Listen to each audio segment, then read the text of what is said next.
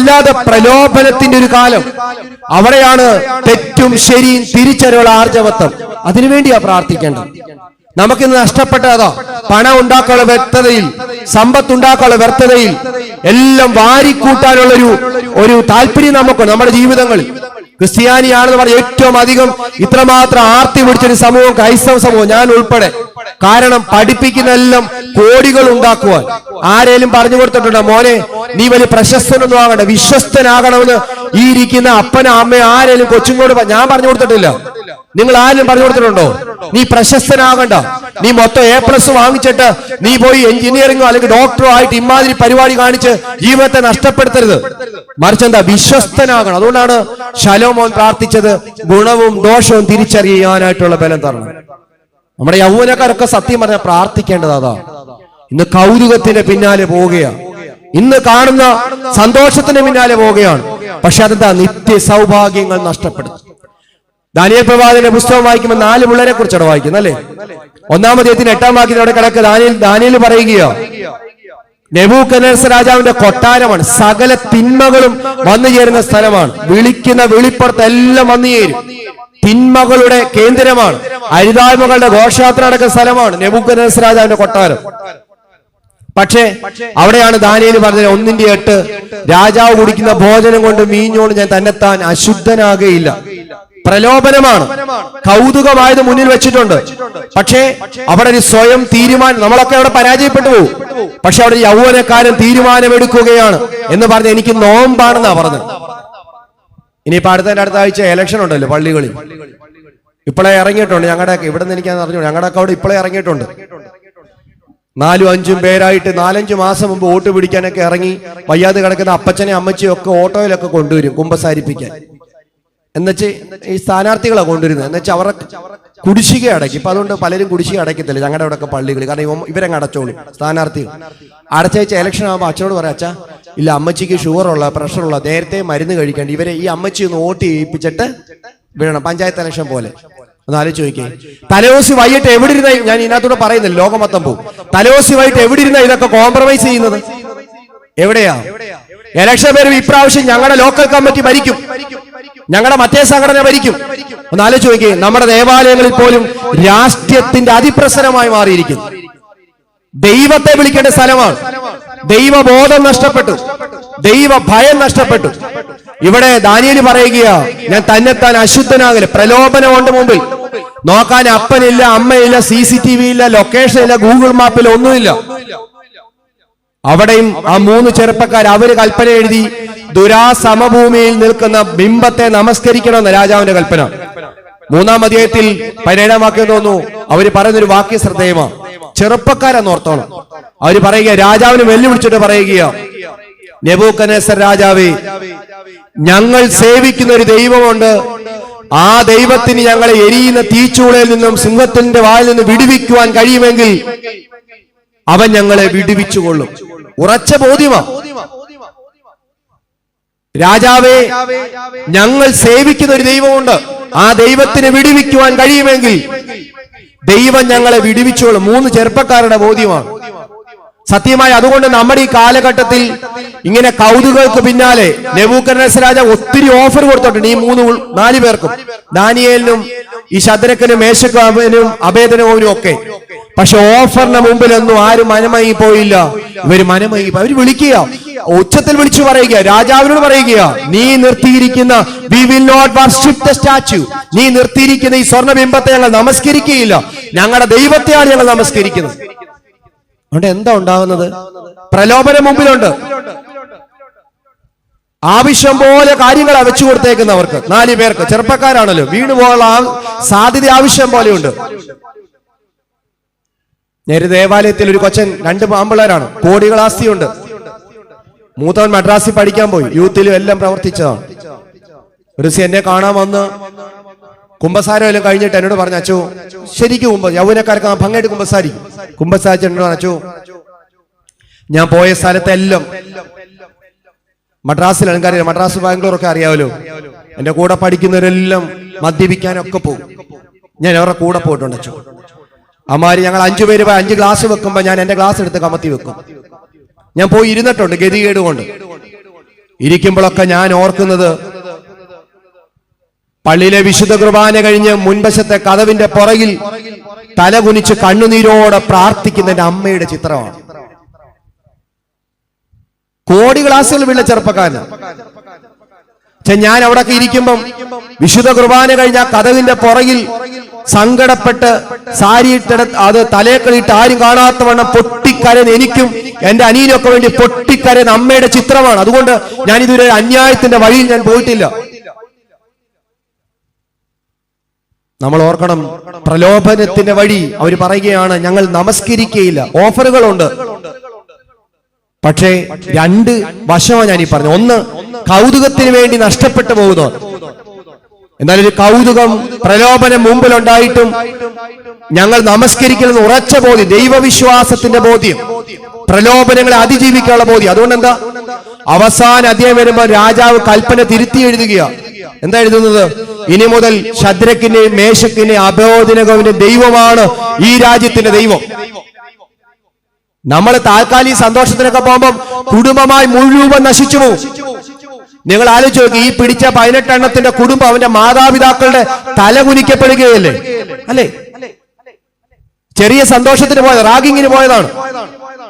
കഴിഞ്ഞ ആഴ്ച ഭാര്യയും ഭർത്താവ് പോയി കാമുകിയെ വീട്ടിൽ ചെന്നിട്ട് മണ്ണെണ്ണ ഒഴിച്ച് കത്തിച്ചു. ചെറിയ സന്തോഷത്തിന് പിന്നാലെ പോയതാണ്.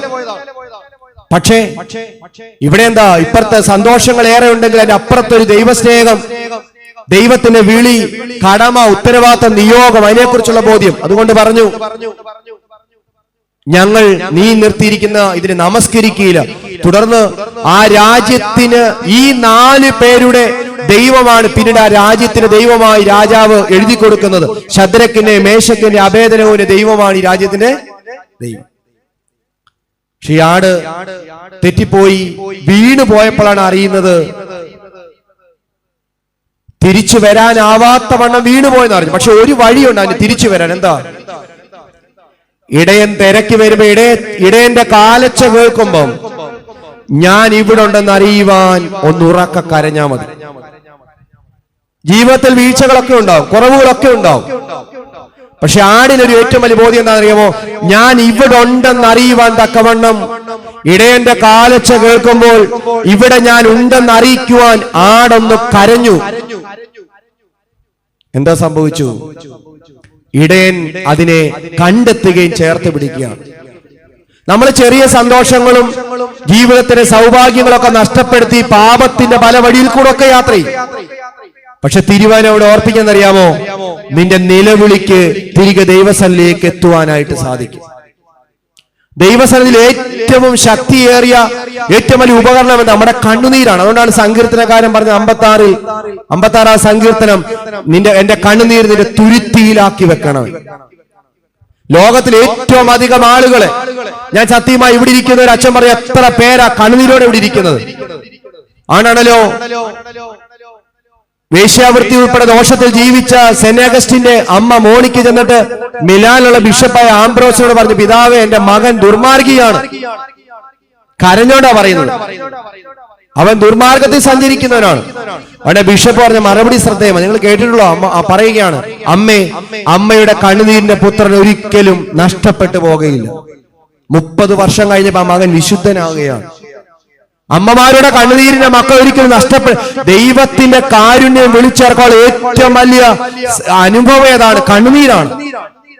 എന്നാണ് പിതാക്കന്മാര് പറഞ്ഞത്, നിങ്ങൾ കണ്ണുനീരിന്റെ വരത്തിന് വേണ്ടി പ്രാർത്ഥിക്കണം. എന്താ? കണ്ണുനീരിന് മുഖാന്തരം പാപങ്ങൾക്ക് പരിഹാരം ഉണ്ടാകുമെന്ന് എഴുതി വെച്ചിരിക്കുന്നു. കണ്ണുനീരിന്റെ വരത്തിന് വേണ്ടി പ്രാർത്ഥിക്കണം. നമുക്കിന്ന് നമ്മുടെ ജീവിതത്തിൽ, ആധ്യാത്മിക ജീവിതത്തിൽ, നമ്മൾ ഇനി പള്ളിയിൽ പോകുന്നതും കല്യാണത്തിന് പോകുന്നതൊക്കെ ഈ നല്ല ട്യൂണും അച്ഛന്റെ മനോഹരമായ ശബ്ദവും ഹൂത്തോമ എന്നൊക്കെ പറഞ്ഞ് ഇറങ്ങി നടക്കുന്നതുകൊണ്ടാണ്. 10 വർഷം മുമ്പ്, 15 വർഷം മുമ്പ് ഈ അമ്മയും അപ്പനൊക്കെ വന്ന് ഇതിനകത്ത് വന്നിച്ച് കണ്ണുനീര് പൊഴിച്ചിട്ട് ഇറങ്ങിപ്പോ വിശുദ്ധ കുർബാന ചെല്ലുമ്പോ വാർത്തടിച്ച് നിലവിളിച്ചിട്ടാ പോകുന്നത്. അതിന്റെ നന്മ അനുഭവിച്ചിട്ടുള്ളൂ, അല്ലേ? അതുകൊണ്ടാണ് യെശയ്യാവ് 38 ഹിസ്കിയാവിനോട് പ്രവാചകൻ വന്ന് പറഞ്ഞു, നീ മരിച്ചു പോകും, നിന്റെ ഗൃഹകാര്യം ക്രമത്തിലാക്കാന്ന് പറഞ്ഞു. ഹിസ്കിയാവ് ചുവരിന് നേരെ തിരിഞ്ഞിട്ട് പറഞ്ഞു, അയ്യോ യഹോവേ, ഞാൻ വിശ്വസ്തയോടും ഏകാഗ്രതയോടും കൂടെ നടന്ന് നിനക്ക് പ്രസാദമുള്ളത് ചെയ്തു, എന്നെ ഓർക്കണമെന്ന് ഏറ്റവും കരഞ്ഞു. ഉണ്ട്. 17-ാം വാക്യത്തിൽ എഴുതി വെച്ചിരിക്കും 38-17, സമാധാനത്തിനായിട്ട് എനിക്ക് അത്യന്തം കയ്പായത് ഭവിച്ചു. ജീവിതത്തിൽ കൈപ്പേറിയ അനുഭവങ്ങൾ, ദുരിതങ്ങൾ, ദുരന്തങ്ങൾ, ആക്ഷേപങ്ങൾ, നിന്ദകൾ, പരിഹാസങ്ങൾ, നൊമ്പരങ്ങൾ, നന്മ ചെയ്തിട്ട് എത്രമാത്രം സഹനങ്ങൾ കൂടെ കടന്നുപോകും. തകർച്ചയുടെ ഭാരം, സാമ്പത്തികമായ തകർച്ചയ്ക്ക് ഉണ്ടാവും. പക്ഷേ ഹിസ്കിയാവ് രാജാവാണ്. ചുവരിന് നേരെ മുഖം തിരിച്ചിട്ട് പറഞ്ഞു, നിന്റെ മുമ്പിൽ ഏകാഗ്രത വിട്ടുമാറിയില്ല, വിശ്വസ്തത, ഹൃദയ പരമാർത്ഥതയോടെ പ്രസാദമുള്ളത് എന്നെ ഓർക്കണമെന്ന് ഏറ്റവും കരഞ്ഞു. പറഞ്ഞിട്ട് പോയ പ്രവാചകൻ മരിച്ചു പോകുന്നു പറഞ്ഞിട്ട് പ്രവാചകൻ വന്നിട്ട് പറയുകയാ, ഹിസ്കിയാവേ, നിന്റെ പ്രാർത്ഥന കേട്ട് നിന്റെ കണ്ണുനീര് കണ്ടു, നിന്റെ ആയുസിനോട് 15 സംവത്സരം നീട്ടിത്തരും. നിന്റെ ആയുസിനോട് 15 സംവത്സരം നീട്ടിത്തരും. നമ്മുടെ ചില പ്രാർത്ഥനകൾക്കും കണ്ണുനീരുകൾക്കും ദൈവം എടുക്കുന്ന തീരുമാനം മാറ്റുവാൻ സാധിക്കും. നമ്മുടെ ചില പ്രാർത്ഥനകൾക്കും കണ്ണുനീരുകൾക്കും ദൈവം പുതിയ തീരുമാനങ്ങളും എടുക്കും. ദൈവം എടുത്ത തീരുമാനം അവൻ മരിച്ചു പോകും, പക്ഷെ അവന്റെ കണ്ണുനീരും പ്രാർത്ഥന കണ്ടപ്പോ ദൈവം തീരുമാനം മാറ്റി അവൻ ആയുസ്സിന് 15 സംവത്സരം കൊടുത്തു. പുതിയ തീരുമാനം എന്താ? അവന്റെ ദൈവത്തെ വിളിച്ച് കരഞ്ഞതുകൊണ്ട് അവനോട് പറയുക, അശൂർ രാജാവിന്റെ കയ്യിൽ നിന്നൊക്കെ നിന്നെ ദേശത്തെ വിടുവിക്കും. ഒരുത്തന്റെ ഏറ്റുപറച്ചിലും കണ്ണുനീരും അവൻ മാത്രമല്ല, അവന്റെ കുടുംബവും അവൻ ഭരിക്കുന്ന ദേശവും ആ ദേശം മുഴുവൻ ശത്രുവിന്റെ കയ്യിൽ നിന്ന് വിടുവിക്കുമെന്നാ പറഞ്ഞത്. ലോകത്തിലെ ഏറ്റവും വലിയ ആയുധം കണ്ണുനീരാ പ്രിയമുള്ളവർ. ഞാൻ ഇവിടെ ഒന്ന് പറയുമ്പോഴും എന്റെ ജീവിതത്തെ ഇത്രമാത്രം ഇങ്ങനെയൊക്കെ ആകുവാൻ, ബലപ്പെടുവാൻ എന്റെ ജീവിതത്തെ ഏറ്റവും അധികം ഞാൻ ഒഴുക്കിയിട്ടുള്ളത് കണ്ണുനീരാണ്. ഒരു മനുഷ്യനോടും പറയാൻ പറ്റാത്ത വിധത്തിൽ പൊട്ടിക്കരഞ്ഞിട്ടുണ്ട്, ബലിപീഠത്തിൽ പ്രത്യേകിച്ച്. അതുകൊണ്ട് എപ്പോഴും ഓർത്തോണം, ദേവാലയത്തിൽ ഒഴുക്കുന്ന ഒരു തുള്ളി കണ്ണുനീര് പോലും നിഷ്ഫലമായി പോകുകയില്ല. കണ്ണീർ സ്പർശം കൊണ്ട് ദൈവത്തെ തൊടുന്ന ഒരു പ്രാർത്ഥന പോലും നിഷ്ഫലമായി പോകുകയില്ല. കാരണം കണ്ണീർ സ്പർശം കൊണ്ട് ദൈവത്തെ തൊടുന്ന എല്ലാ പ്രാർത്ഥനയ്ക്കും ഉത്തരവുണ്ട് പ്രിയമുള്ളവരെ. ചിലപ്പോൾ അല്പം താമസമൊക്കെ ഉണ്ടാവും, ചിലപ്പോൾ അല്പം നാം ഉദ്ദേശിക്കുന്ന തരത്തിലായിരിക്കത്തില്ല, പക്ഷെ എല്ലാത്തിനും പ്രതിഫലമുണ്ട്. നിലവിളിക്ക് പ്രതിഫലമുണ്ട്. ഉണ്ടാണല്ലേ യെരമ്യാവ് വിലാപങ്ങളുടെ പുസ്തകത്തിൽ പറയും, വ്യാപാരം മുതൽ എഴുന്നേറ്റ് കൈകളെ മാർത്തിന്റെ കുഞ്ഞുങ്ങളുടെ രക്ഷയ്ക്ക് വേണ്ടി നിലവിളിക്കുക. ഇവിടെ ഇരിക്കുന്ന ആരെങ്കിലുമൊക്കെ ഭാരത്താൽ കടന്നു വന്നിട്ടുണ്ടെങ്കിൽ ഈ ഒഴുക്കിയ കണ്ണുനീരെല്ലാം തമ്പുരാൻ ശേഖരിച്ചു വെക്കുന്ന ദൈവമാണ്, കാത്തു സൂക്ഷിക്കുന്ന ദൈവമാണ്, കണ്ണുനീരിനൊത്ത് പ്രതിഫലം നൽകുന്നതാണ്. ആട് വീണുപോയത് തിരിച്ചറിഞ്ഞു, പക്ഷേ ഇടയന്റെ കാലച്ച കേട്ടപ്പോൾ നിലവിളിച്ചു. ആ നിലവിളി കേട്ട് ഇടയൻ അതിനെ എടുത്ത് ചേർത്ത് മറ്റേ 99 ആടിന്റെ കൂടെ ചേർക്കുവാൻ തക്കവണ്ണം തയ്യാറായി. താൽക്കാലികമായ സന്തോഷത്തിന് വേണ്ടി പോയതാണ്, പക്ഷെ തിരിച്ചു വരുവാൻ സാധ്യത എന്താ? കണ്ണുനീരോടെ നിലവിളിക്ക് മുന്നിൽ ദൈവം നിൽക്കും. കണ്ണുനീരിന് മുമ്പിൽ ദൈവം പദ്ധതികളെ മാറ്റും. ഏത് വലിയ രോഗമായിക്കോട്ടെ, ദുരിതമായിക്കോട്ടെ, കണ്ണുനീരോടെ നിന്നാൽ ദൈവം അത് മാറ്റിത്തരും. കണ്ണുനീരിന് മുമ്പിൽ മുട്ടുമടക്കാത്തൊരു ദൈവമുണ്ട്. നാം ദൈവത്തിന് മുമ്പിൽ മുട്ടുമടക്കി കണ്ണുനീരോടെ പ്രാർത്ഥിച്ചാൽ അവൻ ഇറങ്ങി വരും. അതുകൊണ്ടാണ് യോനാ പ്രവാചകന്റെ പുസ്തകത്തിൽ 3-ാമത്തെ എഴുതി വെച്ചിരിക്കുന്നത്, അവര് രട്ടിലും വെണ്ണുകളിലും വരുന്നത് താൻ താങ്കളുടെ അകൃത്യം വിട്ടു തിരിഞ്ഞുവെന്ന് ദൈവം കണ്ടപ്പം, ദൈവം അവരുടെ കണ്ണുനീര് ഭൂമിയിലേക്ക് വീണപ്പം ദൈവം അവരോട് അനുദപിക്കുവാൻ തയ്യാറായി. പുറപ്പാടിലും ഉണ്ടല്ലോ, ഇസ്രായേൽ മക്കളുടെ നിലവിളി അവന്റെ പക്കലെത്തി. നമ്മുടെ നിലവിളി പക്കലെത്തണം. എന്തുണ്ടാവണം അറിയോ? ചുമ്മാതെ വെറുതെ കരഞ്ഞാൽ പോരാ. ഞാൻ പറഞ്ഞതുപോലെ അന്യായങ്ങൾക്ക് പരിഹാരം ചെയ്യണം. അതാണ് യോനായുടെ പുസ്തകത്തിൽ എഴുതി വെച്ച 3-ാമത്, താങ്കളുടെ സാഹസവും അതിക്രമവും വിട്ടുതിരിഞ്ഞു എന്ന് ദൈവം കണ്ടപ്പോൾ എഴുതി വെച്ചിരിക്കുന്നു. അതിക്രമവും സാഹസവും വെച്ചോണ്ട് അനുദപിച്ചപ്പോഴോ നൊയമ്പ് നോക്കിയപ്പോഴോ പ്രാർത്ഥിച്ചപ്പോഴോ അല്ല, സാഹസം വിട്ടുതിരിഞ്ഞു എന്ന് കണ്ടപ്പോ ദൈവം അനുദപിച്ചു. നമ്മൾ ഓർത്തോണം, ജീവിതത്തിൽ ആ സാഹസം വിട്ടുതിരിയുള്ള അനുഭവങ്ങളാണ് വിശുദ്ധമായ നൊയമ്പും പ്രാർത്ഥനയും കുമ്പസാരവും ഒക്കെ. 2 ഞാൻ പെട്ടെന്ന് അവസാനിപ്പിക്കാം. രണ്ടാമതായി അവിടെ കാണുന്ന ഉപമ, ഒരു സ്ത്രീക്ക് 10 ദ്രഹ്മയുണ്ട്, അതിലൊന്ന് നഷ്ടപ്പെട്ടു. അവിടെ നഷ്ടപ്പെട്ട് അവൾ വിളക്ക് കത്തിച്ച് അടിച്ചു വാരി അത് കണ്ടെത്തി കിട്ടുമ്പം അവൾ എല്ലാവരും വിളിച്ച് സന്തോഷിക്കുന്നതായിട്ടാണ് പറയുന്നത്. ഇത് മാനസാന്തരത്തെ കുറിച്ച് ക്രിസ്തു പറയുന്നു. 3 ഉപമയും. രണ്ടാമതെന്ന് ചോദിച്ചാൽ നമുക്കറിയാം, പാലസ്തീനിലെ വീടുകൾ ഇന്നെല്ലാം എന്തിനെ കുറിച്ചും അല്ലെ, എങ്ങനെ രക്ഷപ്പെടണം എന്നൊക്കെ ആഗ്രഹിച്ചാൽ പോലും അത് യൂട്യൂബിൽ അടിച്ചു കൊടുത്താൽ, ഗൂഗിളിൽ അടിച്ചു കൊടുത്താൽ അമ്മച്ചി പറഞ്ഞു തരും എല്ലാം എങ്ങനെയാണെന്നുള്ള എല്ലാം പറഞ്ഞു തരും. അപ്പൊ നിങ്ങൾ പാലസ്തീനിലെ വീടിനെ കുറിച്ച് അടിച്ചു നോക്കിയാൽ അറിയാം, ചെറിയൊരു വീടാ പാലസ്തീനിലെ വീട്. അത് ഒരു 8 ഇഞ്ച് മാത്രം ദ്വാരമേ ഉള്ളൂ. അതിനകത്തോട്ട് എന്ത് കടക്കാനെന്നറിയാം? പ്രകാശം കടക്കാൻ ഒരു ദ്വാരം മാത്രമേ ഉള്ളൂ. ഈ താഴെ ഈ ഈറനും ഈ കോരപ്പുല്ലൊക്കെ അതുപോലത്തെ ഇട്ട് നിറച്ചിരിക്കുന്ന സ്ഥലമാണ്. അതിന്റെ മണ്ടയ്ക്കാണ് ആര് കിടക്കുന്നത്? ഈ പാലസ്തീനാണ്. അതുകൊണ്ട് അവർക്ക് വലിയ അസുഖമൊന്നുമില്ല. നമ്മൾ പണ്ട് തഴപ്പായി കിടന്നപ്പോൾ വലിയ അസുഖമൊന്നുമില്ല എന്നില്ലേ? ഇപ്പം ഡോക്ടർ പറഞ്ഞ മെത്തേ കിടന്നിട്ട് പോലും എണ്ണിക്കാൻ വയ്യ, നടുവേന, പെടലിവേന. എനിക്കാണെങ്കിൽ പെടലിവേന കൊണ്ട് വയ്യാതെ ഇവിടെ ഞാൻ നിൽക്കുന്നത്. മെത്ത ഇല്ലാതെ കിടന്നിട്ട് പോലും പെടലിവേനയാണ് അല്ലെ? എന്തെല്ലാം കട്ടില്ല ലോക സംവിധാനങ്ങളിലൊക്കെ കിടന്നിട്ട് പോലും.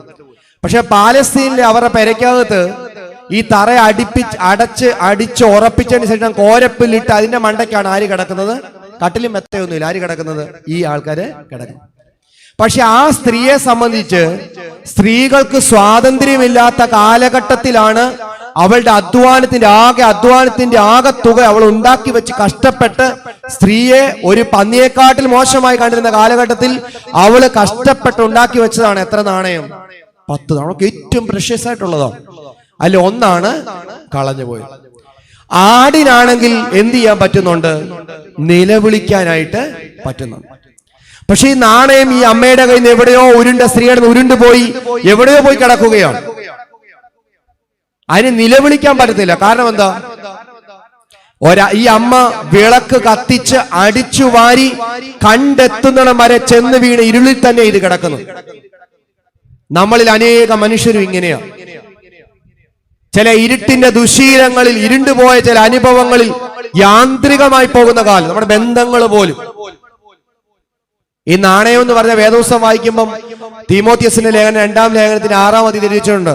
ധനികനാവാൻ ശ്രമിക്കുന്നവൻ പല കെണികളിലും കുടുങ്ങിപ്പോകും അല്ലെ? പണത്തെക്കുറിച്ച് ക്രിസ്തു ഒത്തിരി തലത്തിൽ നമുക്കതിന് ഒരു ചില മുൻകരുതൽ എടുക്കാൻ തക്കവണ്ണം ധനത്തെക്കുറിച്ച് അവിടെ പറഞ്ഞു വെക്കുന്നുണ്ട്. പക്ഷെ ഇവിടെ എന്താ? ഈ സ്ത്രീയുടെ ആകെ അധ്വാനത്തിന്റെ തുകയാണ്. പക്ഷെ അവൾ എന്ത് ചെയ്തു? അവൾ വിളക്ക് കത്തിക്കുവാൻ തയ്യാറായി. ഞാൻ ഉൾപ്പെടെ പലപ്പോഴും ഇങ്ങനെ നമ്മളും ചില ശീലങ്ങളിൽ ഉരുണ്ടു വീണ് ഒരിടത്തും തിരിയാൻ പറ്റാതെ യാന്ത്രികമായി പോകുന്ന തിരിച്ചറിവ് നഷ്ടപ്പെട്ട ചില അനുഭവങ്ങളിൽ ആ നാണയം പോലെ നമ്മൾ ചെന്നെത്തും. നാണയം എന്ന് പറഞ്ഞാൽ പിതാക്കന്മാർ രേഖപ്പെടുത്തുന്നത് പാപം ഒരു മനുഷ്യനെ കൊണ്ടുവന്നെത്തിക്കുന്ന ഏറ്റവും ദയനീയമായ ഇടമാണ് നാണയം കൊണ്ട്. അതുകൊണ്ടാണ് യൂദാ പോയി ഇനിയും 2 ആഴ്ച കഴിഞ്ഞ പിന്നെ യൂദായെ തെറി വിളിക്കുന്ന പരിപാടിയാണ് നമുക്കുള്ള ഇല്ലയോ? യൂദാ പോയി ചത്തു, 30 വെള്ളിക്കാശ് എടുത്തൊക്കെ പറഞ്ഞു. പണം ഒരുത്തിനെ കൊണ്ട് എത്തിക്കുന്ന ഏറ്റവും ദയനീയമായ അവസ്ഥയെക്കുറിച്ച് അവിടെ പറയുന്നത്. പക്ഷെ അമ്മ എന്ത് ചെയ്യുന്ന അറിയാമോ? വിളക്ക് തെളിയിക്കുവാൻ തയ്യാറായി. വിളക്കെന്ന് പറഞ്ഞാൽ എന്തുവാ? വെളിച്ചം അല്ലെ? പ്രകാശം. ക്രിസ്തു പറഞ്ഞു ഞാൻ ലോകത്തിന്റെ പ്രകാശമാണ്. ഞാൻ 90 സങ്കീർത്തനം വായിക്കുമ്പം വഴികൾക്ക്, നിന്റെ ഊടുവഴികൾക്ക് വചനം പ്രകാശമാകും.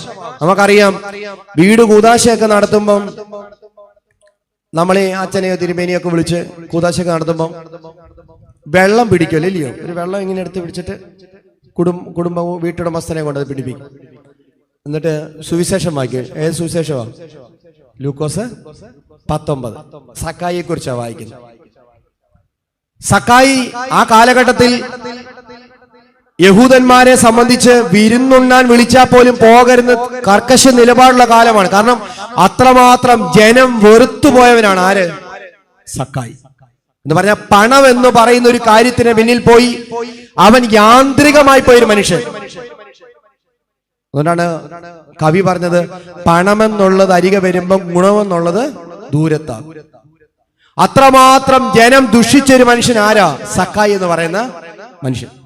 പക്ഷെ അവനെ പണം ഉണ്ടാക്കിയിട്ട്, ആവശ്യത്തിലധികം സാമ്പത്തികം പണം ഉണ്ടാക്കിയിട്ടും എന്ന് പറഞ്ഞാൽ ജനങ്ങളെ പിഴിഞ്ഞ് അന്നത്തെ രാജാക്കന്മാരെ സന്തോഷിപ്പിച്ചവനാണ് ആര്? സക്കായി.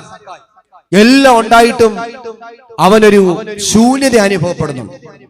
നമ്മൾ നോക്കിയാൽ നേടാവുന്നതിലധികം ഇന്നുള്ളതിന്റെ ഒരു 5% പോലും പണ്ട് നമുക്ക് എന്തില്ല? ഈ കാണുന്ന സമ്പത്തുകൾ ഒന്നുമില്ല അല്ലേ? പക്ഷെ അന്ന് സൗഖ്യമുണ്ട്, സാഹോദര്യമുണ്ട്, സമാധാനമുണ്ട് കുടുംബജീവിതത്തിൽ അല്ലേ? സഹോദര ബന്ധങ്ങളുണ്ട്.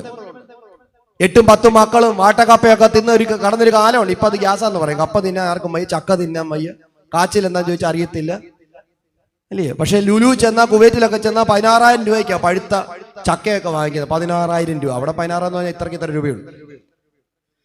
പക്ഷേ അന്ന് സാഹോദര്യവും സ്നേഹവും എല്ലാം ഉണ്ടായിരുന്നു. കാരണം എന്താ? പണമെന്ന് പറയുന്നത് ഇല്ലായിരുന്നു. സക്കായി സംബന്ധിച്ച് എല്ലാം ഉണ്ടായിട്ടും സക്കായിക്ക് ഒരു തോന്നൽ, ആരെ കാണണം? യേശുവിനെ കാണും. കാരണം എന്താ? ഒരു സ്പിരിച്വൽ ക്വസ്റ്റ് അത്. പുറമെ എല്ലാം ഉണ്ട്. ഇവിടെ ഇരിക്കുമ്പോഴും എൻ്റെ അച്ഛ ഒരു കുഴപ്പമില്ല. ഇപ്പൊ ആലോചിച്ച് നോക്കിയേ, ഒരു ഗതിക്ക് ഒരു സാരി മാത്രം അല്ലേ, ഒരു ഉടുപ്പ് മാത്രം, ഒരു ഒറ്റ മുണ്ട് മാത്രമുള്ള കാലം ഉണ്ടായിരുന്നു അല്ലേ? എനിക്ക് ഉൾപ്പെടെ സ്കൂളിൽ പോകുന്നേരം ആകെ ഒരു നിക്കറും ഒരു ഉടുപ്പുമായി. ജൂൺ മാസം മഴ പെയ്യുമ്പം റോഡ് സൈഡിൽ വെള്ളം കിടക്കുമ്പം ബസ് വരുമ്പോ ആ വെള്ളത്തിന് തൊട്ട് അപ്പുറത്തെ സൈഡിൽ പോയി. എന്തിനാണെന്നറിയാവോ? ബസ്സുകാർ അതിനകത്തോടെ വെള്ളം കയറ്റുമ്പോ ദേഹത്ത് വീഴും. അപ്പൊ പിന്നെ സ്കൂളിൽ പോകണ്ട, കാരണം വീട്ടിൽ ഇത് ഒരെണ്ണമല്ലേ ഉള്ളൂ. രാവിലെ ഒരു കാലം ചേമ്പ് പിടിഞ്ഞ് അങ്ങോട്ട് വെച്ച് തരും 3 ആമ്പിള്ളേർ കൂടെ.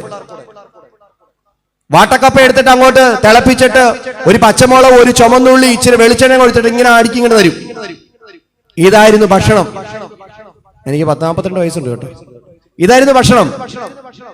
ആഞ്ഞിരിച്ചൊക്കെ പറിച്ച് കച്ചിക്കാതെ ഈ സമയത്ത് വെച്ചേച്ച് പഴുക്കുമ്പോ തിന്നേച്ച് അതിന്റെ കുരുവെടുത്ത് ഉണക്കി വറുത്ത് തിന്നൊരു കാലമുണ്ട്. എന്തൊരു സ്നേഹം, എന്തൊരു സാഹോദര്യം, എന്തൊരു ആരാധന. രാവിലെ വൈകിട്ട് ദൈവത്തെ വിളിക്കാതെ കിടക്കത്തില്ല. സൺഡേ സ്കൂൾ പഠിച്ചില്ല, വീട്ടിൽ ഭക്ഷണം തരത്തില്ലായിരുന്നു. എന്റെ അപ്പം ഭയങ്കര സ്ട്രിക്റ്റ് ആയിരുന്നു. ശനിയാഴ്ച വൈകിട്ട് നീ സൺഡേ സ്കൂൾ പഠിച്ചാൽ മതി. അന്നേരം നമുക്ക് ഇത് എങ്ങനെ പഠിക്കാതിരിക്കും? അന്നേരം പറയും സ്കൂളിലെ പഠിച്ചോളാം. വേണ്ട, പള്ളി പാകത്തിന് മീൻ വെള്ളം കലക്കി എടുത്ത് തലയൊക്കെ ഒഴിച്ചിട്ടുണ്ട്. അങ്ങനെ ഉള്ളവനാ ഞാൻ അച്ഛനായത്. ഒന്ന് ആലോചിച്ച് നോക്കി, ഇന്ന് മീൻ വെള്ളം പോയിട്ട് വടിയെടുത്ത അപ്പനും അമ്മയ്ക്കും കിടന്ന് ഉറങ്ങണ്ട. ഇങ്ങനെ എല്ലാ സമൃദ്ധി ഉണ്ടായിട്ട് ഒരു ചോദ്യമാണ്, എന്തോ ഒരു അഭാവം. പുറമെ ഹരിതശോഭ ഉണ്ടെങ്കിൽ ഉള്ളിൽ മരുഭൂമികൾ സൃഷ്ടിക്കപ്പെടുക. എല്ലാവരുടെ മനസ്സിൽ എന്തൊരു സങ്കടമാണ്.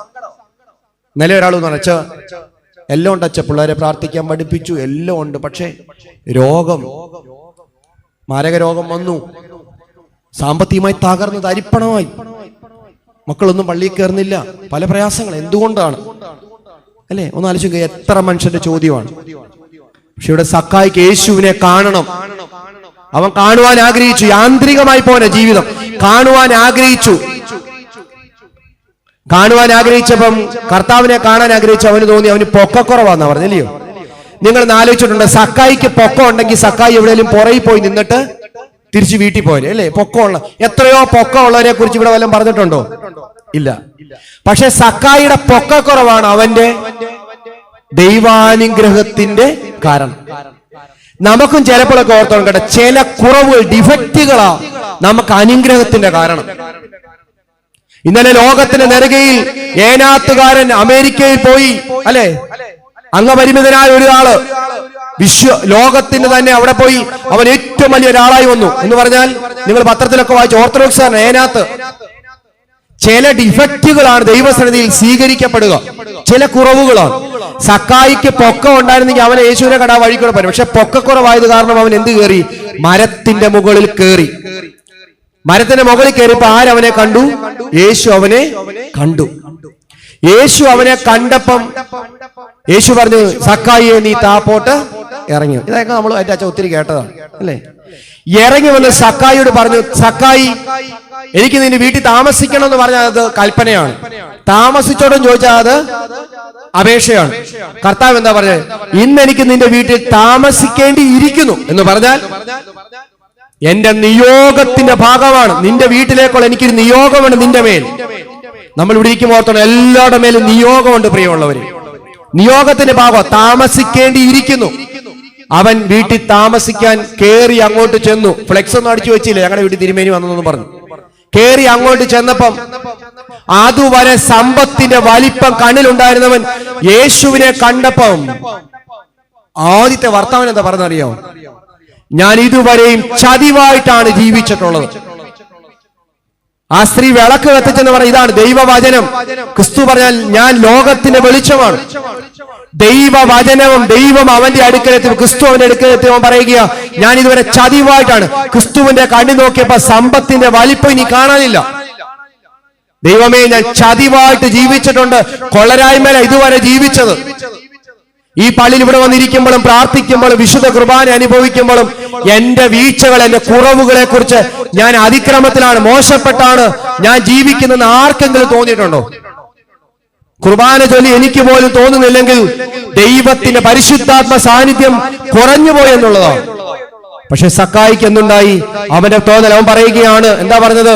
കർത്താവേ, ഞാൻ ചതിവായി വാങ്ങിച്ച 1-ന് 4 വീതം കൊടുക്കുവാൻ തയ്യാറാവും. എന്നിട്ട് പറഞ്ഞു, ഞാൻ സ്വന്തമായി ഉണ്ടാക്കിയാലും 2 ഇരട്ടിയും കൂടി കൊടുക്കുവാൻ തയ്യാറാവും. ദൈവവചനമാണ് അവനെ തിരുത്തിയത്. അമ്മ വിളക്ക് കത്തിച്ചെന്ന് പറഞ്ഞ പോലെ വിളക്ക് ദൈവവചനമാണ്. ഈ നോയമ്പുകളിൽ ദൈവവചനം വായിക്കണം എന്നൊക്കെ പറയുമ്പം ഞാനിപ്പോൾ ക്രിസോസ്റ്റമോസ് തിരുമേനി കാണും, അത്ഭുതമാണ്. വേദോത്സവം എത്ര വട്ടം വായിച്ചായിരിക്കും, പക്ഷെ എവിടെ പോയാലും വേദോത്സവം ഇരുന്ന് വായിക്കും. സന്ധ്യാനമസ്കാരം കഴിയുമ്പോഴൊക്കെ വേദപുസ്തക വായനയിലൂടെ, ആരാധനയിലൂടെ ക്രിസ്തു സാന്നിധ്യം നമ്മുടെ ഉള്ളിലായി. അമ്മ വിളക്ക് കത്തിച്ചു. ഈ വിളക്കാകുന്ന ക്രിസ്തു അടുത്ത് വന്നപ്പം, ദൈവവചനം വന്നപ്പം സക്കായിക്ക് എന്തുണ്ടായി? അവൻ ഈ ലോകത്തിന് ക്ഷണികതയെ കുറിച്ചുള്ള ബോധ്യം ഉണ്ടായി. 2 കാര്യങ്ങൾ അവിടെ എഴുതി വെച്ചു. പിതാക്കന്മാര് പറഞ്ഞു. അപ്പൊ കർത്താവ് പറഞ്ഞൊരു വാക്യമുണ്ട്, ഇവനും അബ്രഹാമിന്റെ പുത്രനാകൊണ്ട് നീ ഭവനത്തിന് രക്ഷയുണ്ടായി. ആ നാണയം പോലെ യാന്ത്രികമായി പോയവൻ, പണത്തിന്റെ മുമ്പിൽ അവന്റെ ബന്ധങ്ങളും എല്ലാ ദൈവബോധങ്ങളും നഷ്ടപ്പെട്ടു പോയവൻ, തിരിച്ചറിവില്ലാതെ പാപത്തിന്റെ അനുഭവത്തിൽ കടന്നവൻ. പക്ഷെ അമ്മ വിളക്ക് കത്തിച്ച് അടിച്ചുവാരി എന്ന് പറഞ്ഞാൽ കുമ്പസാരിക്കുവാൻ, അനുരഞ്ജനപ്പെടുവാൻ തയ്യാറായി. അമ്മ വിളക്ക് ദൈവവചനത്തിലേക്ക്, ക്രിസ്തുവിന്റെ അടുക്കലേക്ക് ചെന്നപ്പോ അവന് തിരിച്ചറിവുണ്ടായി. 2 കാര്യമാണ്. 1, അവന്റെ മനസ്സും മാറി. 2, അവന്റെ മനോഭാവം മാറിയപ്പോഴാ കർത്താവ് പറഞ്ഞത്, ഇന്ന് ഈ ഭവനത്തിന് രക്ഷയുണ്ടായി. 2 കാര്യം മാറിയപ്പോഴാ, മനസ്സും മാറി, മനോഭാവവും മാറി. നമ്മൾ ഓർത്ത് എത്ര പ്രസംഗം കേട്ടിട്ടും പ്രസംഗം പറഞ്ഞ ഞാൻ ഉൾപ്പെടെ നമ്മുടെ മനസ്സും മാറിയിട്ടില്ല, പഴയ പടി തന്നെയാണ്. എത്ര കുമ്പസാരിച്ചിട്ട്, എത്ര കുർബാന കൊണ്ടിട്ടും, എത്ര പള്ളിയിൽ പോയിട്ടും കുമ്പിട്ടിട്ടും പരിമല പോയിട്ട് തിരിച്ചു വന്നാൽ ഭർത്താവിനോടും അമ്മയോടും അപ്പനോടും സഹോദരങ്ങളോടും അയൽപ്പക്കാരോടും പള്ളിയിലെ അച്ഛനോടും ആരോടുമുള്ള മനോഭാവം മാറത്തില്ല.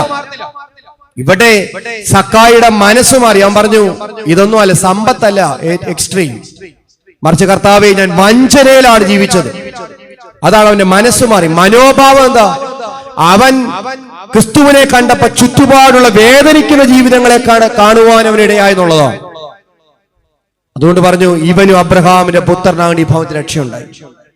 10-75 ലക്ഷം, 1 കോടി രൂപ മുടക്കി അന്യരെ അയലത്തെ വീടുകാരെ തോപ്പിക്കാൻ വേണ്ടി വലിയ വീട് വെച്ച് മെത്രാനെ വിളിച്ച്, മെത്രാച്ചന്മാരെ ഒക്കെ വിളിച്ച് അവിടെ വലിയ കൂടാശ നടത്തി വെച്ച് അനുഗ്രഹം ഉണ്ടാകത്തൊന്നുമില്ല.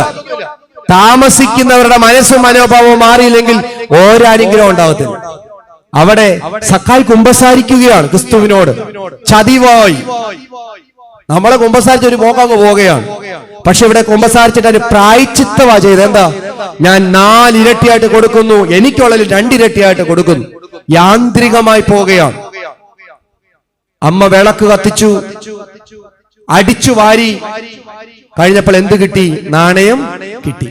വിളക്ക് ദൈവവചനം, അടിച്ചു വാരുക എന്ന് പറഞ്ഞാൽ കുമ്പസാരിക്ക്, ഏറ്റുപറയുക. അപ്പോൾ എന്ത് ലഭിച്ചു? ആ ദ്രഹ്മ തിരിച്ചു കിട്ടി എന്ന് പറഞ്ഞാൽ മനസാക്ഷി കഠിനമായാൽ തിരിച്ചറിവ് നഷ്ടപ്പെടും എന്നുള്ളതാണ് നമ്മുടെ ഈ കാലത്തിന്റെയും പ്രത്യേകത. അതാ, മനസാക്ഷികൾ നഷ്ടമായൊരു കാലമാണ് അല്ലേ? പിടിച്ചിറക്കി കൊല്ലുകയാണ്, കത്തിക്കുകയാണ്, റോഡിലിട്ട് കത്തിക്കുകയാണ്, ആശ്രയിക്കുകയാണ്. ഇന്നലെ ഭാര്യയും ഒരു ഭർത്താവും 3 മക്കളെയും ഭാര്യയ്ക്കെല്ലാം വിഷം കൊടുത്തിട്ട് അവൻ പോയി ആത്മഹത്യ ചെയ്യുകയാണ്. മനസാക്ഷി നഷ്ടപ്പെട്ടു പോയ കാലം. ഈ മനസാക്ഷി നഷ്ടപ്പെട്ട അനേക അനുഭവങ്ങൾ വേദപുസ്തകത്തിലാണ്. പക്ഷെ തിരിച്ചു വന്ന എവിടാന്നറിയാമോ? ഈ തിരുവചനത്തിലൂടെയാ തിരിച്ചു വന്നത്. ഈ നൊയമ്പ് കാലം ഈ ഒരു തിരിച്ചുവരവാണ്. മനസാക്ഷി നഷ്ടപ്പെട്ടു പോകുക, തിരിച്ചറിവ് നഷ്ടമാവും. ചില തിരിച്ചറിവുകൾ ലഭിക്കുന്ന കാലമാണ് ഈ നൊയമ്പ് കാലം അല്ലേ? ചില ഈ പാട്ടിലൂടെ ഒക്കെ എന്തോരു വായനകളാണ് അല്ലേ? ഈ പുസ്തകത്തിൽ എഴുതി വെച്ചിരിക്കുന്ന പാട്ട് വൈകിട്ട് പാടുന്നൊക്കെ എന്തോരം അനുഗ്രഹമാണ്. കൊല്ലും വഞ്ചനയായുള്ള പൊന്നും വെള്ളിയും നേടേണ്ട നിത്യജീവൻ പ്രാപിപ്പാൻ സത്യ ഉപദേശം കേൾക്കുക. 2, ആ സ്ത്രീ വിളക്ക് കത്തിച്ചു, അവൾ അടിച്ചു വാരി സ്വയം ജീവിതത്തെ ഒന്ന് ക്രമീകരിക്കുവാൻ അവൾക്ക് മനസ്സിലായി. 1, സ്വയം ജീവിതത്തെ പരിശോധിക്കുവാൻ. നമ്മൾ ഇന്ന് ആരും പരിശോധിക്കുന്നില്ല പ്രിയമുള്ളവരെ. നമ്മൾ നമ്മളെ തന്നെ ഒന്നും പരിശോധിക്കുന്നില്ല. സ്വയം ഒരു ഓഡിറ്റ് നടത്തേണ്ട കാലമാണ് ഈ സമയം. നമ്മൾ പക്ഷെ എല്ലാവരുടെയും ചിന്ത അങ്ങോട്ടാ, മറ്റു കാര്യങ്ങളിലേക്കാ, മറ്റുള്ളവരിലേക്കാ, മറ്റുള്ളവരുടെ കുറവുകളിലേക്കാ. സ്വയം ഒന്ന് പരിശോധിക്കുവാൻ തയ്യാറാകണം. എന്തിനാ? ഒന്ന് ആലോചിച്ച്. ഇത്രത്തോളം ദൈവം നടത്തിയില്ല, ചുമ്മാ അത് പാടരുത്. ഇത്രത്തോളം കൊണ്ടുവരുവാൻ ഞാൻ എന്റെ കുടുംബം എന്തുള്ളൂ എന്നൊക്കെ പാടും. ഇത്രത്തോളം യഹോവ സഹായിച്ചു. നടത്തിയ വിധങ്ങളൊന്നും ആലോചിച്ച് നോക്കിയേ. മാരക രോഗങ്ങളുടെ നടുവിൽ വീണു പോകാൻ ഇനി ഇല്ലെന്ന് എഴുതി തള്ളി സമയമില്ലേ അല്ലേ? മക്കളൊക്കെ നഷ്ടപ്പെട്ടു പോയെന്ന് കരുതി എത്ര ദിവസം കണ്ണുനീരോടെ ഭക്ഷണം കഴിക്കാൻ ഉപവസിച്ച് പ്രാർത്ഥിച്ചിട്ടുണ്ട്. അവിടൊക്കെ ദൈവം ഇത്രത്തോളം നടത്തി. അതും തീർച്ചയായും സ്വയം പരിശോധിക്കാനുള്ള അവസരമാണ്. അമ്മ പരിശോധിച്ചു, അടിച്ചു വാരി വിളക്ക് കത്തിച്ചപ്പോൾ അത് തിരിച്ചു കിട്ടിയത്. എല്ലാവരും ചേർത്ത് സന്തോഷിക്കുകയാണ്. അപ്പൊ നമ്മളും സ്വയം ഒന്ന് കുമ്പസാരിക്കുമ്പം, നമ്മുടെ ജീവിതത്തിൽ വന്നുപോയ പിഴവുകളെ ഏറ്റുപറയുമ്പം അവിടെ എന്തുണ്ടാവും? നമ്മളായിരിക്കുന്ന ചുറ്റുപാടെല്ലാം പ്രകാശിക്കും. അതുകൊണ്ടാണ് രാവിലെ ഇപ്പൊ ഇവിടെ പാട്ട് പാടത്തില്ലേ, വിശുദ്ധ കുർബാനയ്ക്ക് വരും അഹറോന്റെ ആ ധൂപമതും സ്കറിയാതന്നോട് എന്നൊക്കെ നമ്മൾ പാടത്തില്ലേ. പഴയ നിയമത്തിൽ മോശയെ കുറിച്ച് അവിടെ വായിക്കുമ്പം അഹറോന്റെ എടുത്തിയാട്ട മുഖാന്തരം കുറെ പേര് മരിച്ചു കഴിഞ്ഞ് അഹറോൻ ചെന്നിട്ട് മോശയുടെ മുമ്പിൽ മുട്ടുകുത്തിയിട്ട് പറഞ്ഞു, എന്റെ അവിവേകമാണ് ഇത്രയും ആളുകൾ മരിക്കുവാൻ തക്കവണ്ണം കാരണമായത്. ഏറ്റുപറയുക, മോശയുടെ മുമ്പിൽ മുട്ടുകുത്തി ഏറ്റുപറഞ്ഞു. എന്നിട്ടാണ് അഹറോൻ എന്ത് ചെയ്തെന്നറിയാമോ? ധൂപകലശം എടുത്തോണ്ട് ഇറങ്ങി. എന്തു വന്നപ്പോഴാ? ആ കാലഘട്ടത്തിൽ ആ ദേശത്ത് വ്യാധികളും ഉണ്ടായപ്പം, ബാധകൾ ഉണ്ടായപ്പം അഹറോൻ ധൂപകലശവും എടുത്തോണ്ട് ഇറങ്ങി. പണ്ട് തന്റെ അവിവേക മുഖാന്തരം ആയിരങ്ങൾ മരിച്ചെങ്കിൽ ധൂപകലശം എടുത്തോണ്ട് ഇറങ്ങിയപ്പോൾ അവൻ മുഖാന്തരം 10,000 രക്ഷപ്പെട്ടു. അതുകൊണ്ട് ആ വീട് കൂദാശയിലെ അവസാനത്തെ പ്രാർത്ഥന പ്രാർത്ഥിക്കുന്നത് അഹറോന്റെ ആചാരിത്വ ശുശ്രൂഷ മുഖാന്തരം ഇസ്രയേലിൽ നിന്ന് കോപവും മരണവും നിരോധിച്ച പോലെ. അതുകൊണ്ട് കുമ്പസാരിക്കാൻ വന്നിട്ട് വീണ്ടും കള്ളത്തരം കുറച്ച് മറച്ചു വെച്ചിട്ട് പോകരുത്. ആകാൻ മറച്ചു വെച്ചു, ആ ദേശം സമൂഹം മുഴുവൻ കത്തിച്ചാമ്പലായിപ്പോയി. സ്വയം പരിശോധിക്കുവാനുള്ള അവസരം ദൈവം നടത്തിയതിനെയൊക്കെ ഓർത്ത്. അവസാനമായി 3 ധൂർത്തപുത്രനെ കുറിച്ചാണ്. അച്ഛൻ പറഞ്ഞ സമയം 12:20 ആകുമ്പോൾ ഞാൻ നിർത്തും, 5 മിനിറ്റ് ഉള്ളൂ. ധൂർത്തപുത്രനെ കുറിച്ചാണ്. നമുക്കറിയാം ആ 3-ാമത്തെ കാലത്തിന്റെ പ്രത്യേകത. ഞാനത് ബോധപൂർവ വാക്ക് പറയുന്നത്, സുഭിക്ഷിത മനുഷ്യനെ ബോധശൂന്യനാക്കും എന്നുള്ളതാണ്. ഇന്ന് ഏറ്റവും അധികം സുഭിക്ഷിതയുള്ളൊരു കാലഘട്ടത്തിലാണ് നമ്മൾ ജീവിക്കുന്നത്, അല്ലേ?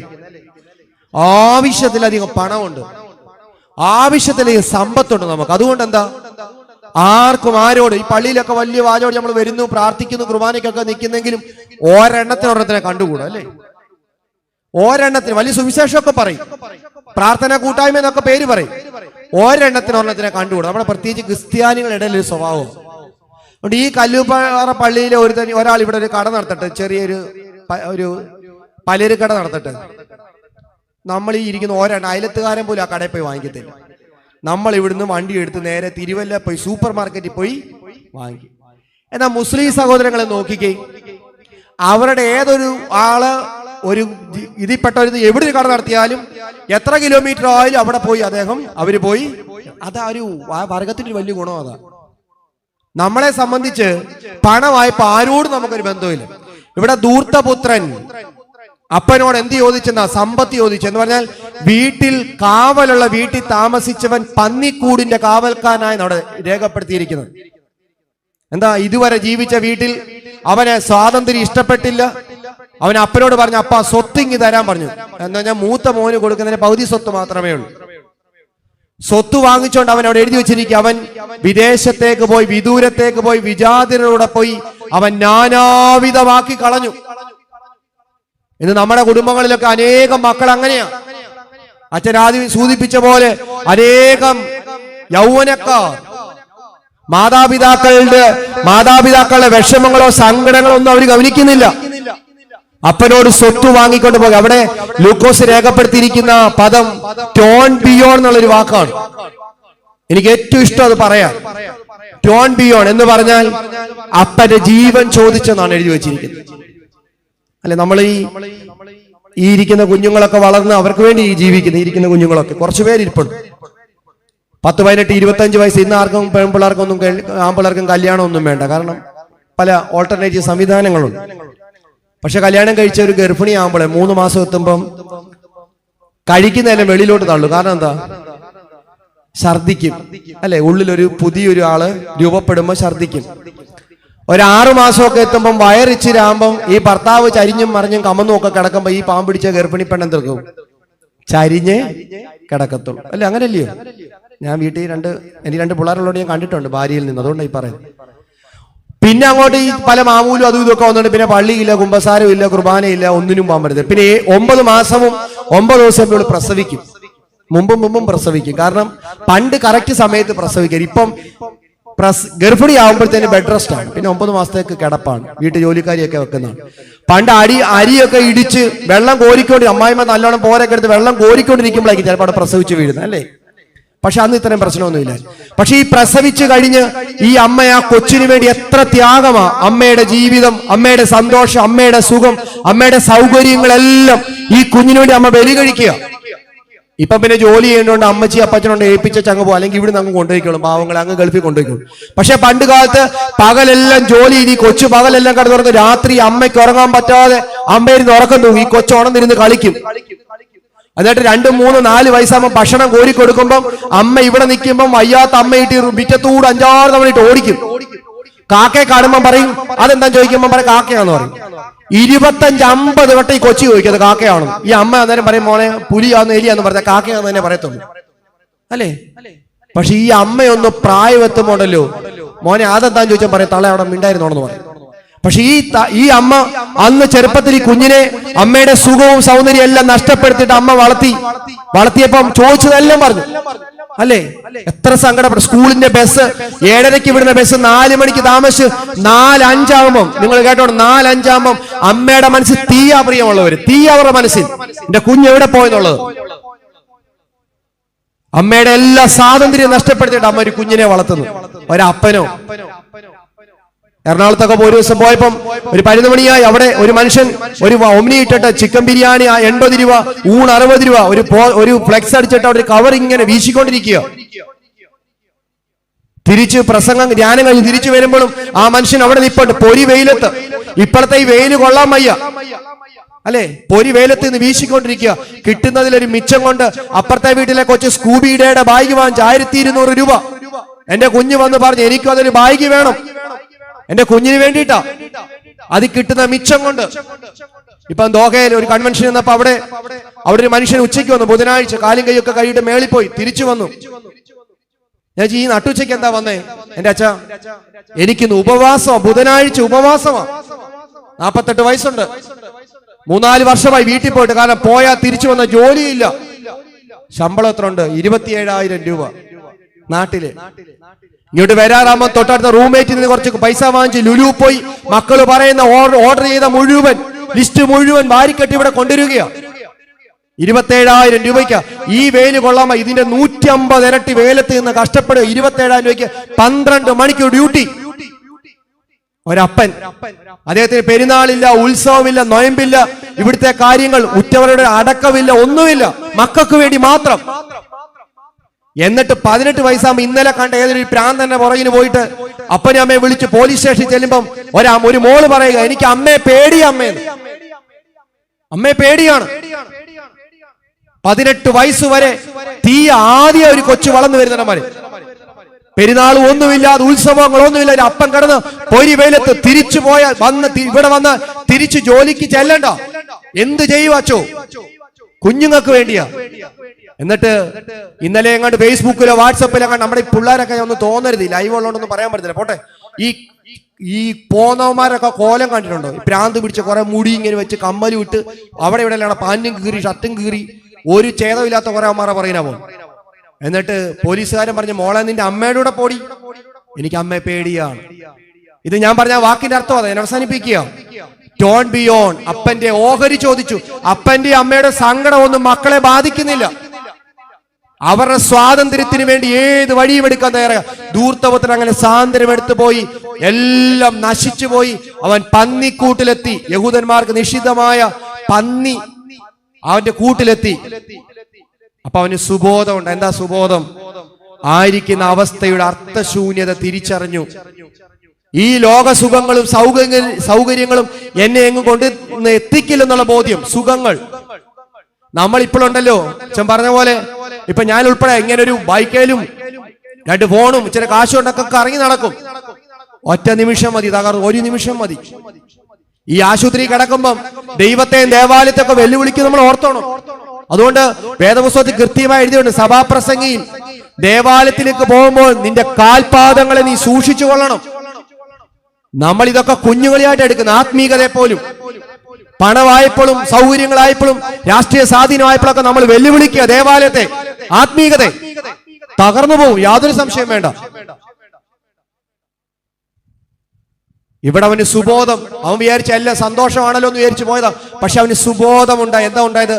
ആയിരിക്കുന്ന അവസ്ഥയുടെ അർത്ഥശൂന്യത തിരിച്ചറിഞ്ഞു. ഇതൊന്നും എന്നെ കൊണ്ട് എങ്ങും എത്തിക്കുകയില്ല. ഈ കടന്ന് ചാടിയതും പിടിച്ചതും ഞാൻ ഈ വെല്ലുവിളിച്ചതും ആക്രോശിച്ചൊന്നും എങ്ങും എത്തിക്കില്ല. എന്നിട്ട് അവൻ പറഞ്ഞു, ഞാൻ എന്റെ അപ്പന്റെ ഭവനത്തിലേക്ക് പോകും എന്ന് പറഞ്ഞാൽ ഗൃഹാതുരത്വം അവനെ ആത്മീകനാക്കി എന്നുള്ളതാണ്. അവന്റെ ഭവനം അവനെ ആത്മീകനാക്കി. 5 വയസ്സാകുമ്പോൾ കൊണ്ട് പള്ളിയിലെ സൺഡേ സ്കൂളെ വിട്ടാൽ ആത്മീയനാക്കുകയില്ല. ഭവനമാണ് അവനെ ആത്മീയനാക്കിയത്. അതുകൊണ്ടാ പറഞ്ഞ ഞാൻ എന്റെ അപ്പന്റെ ഭവനത്തിലേക്ക് പോകും.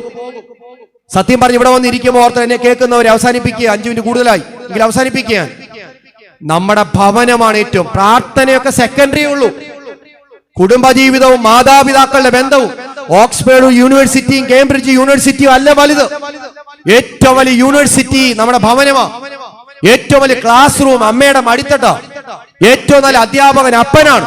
അമ്മയുടെ നിലപാടും അപ്പന്റെ ജീവിതവും ഒക്കെയാ ഒരു തലമുറയെ മുഴുവൻ സ്വാധീനിക്കുന്നത്.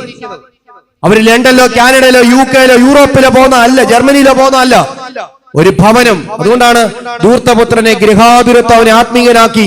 അവൻ തിരിച്ചു ഭവനത്തിലേക്ക്. അപ്പൻ അവനെ ചേർത്ത് പിടിച്ചു. 8 കല്ലുകൾ അടങ്ങിയ മോതിരമിട്ടു. അതിന് ഒത്തിരി അർത്ഥതലങ്ങളുണ്ട്. അവൻ തിരിച്ചറിഞ്ഞു, തിരുത്തി. അവൻ തിരിച്ചു പോകാൻ തയ്യാറായി.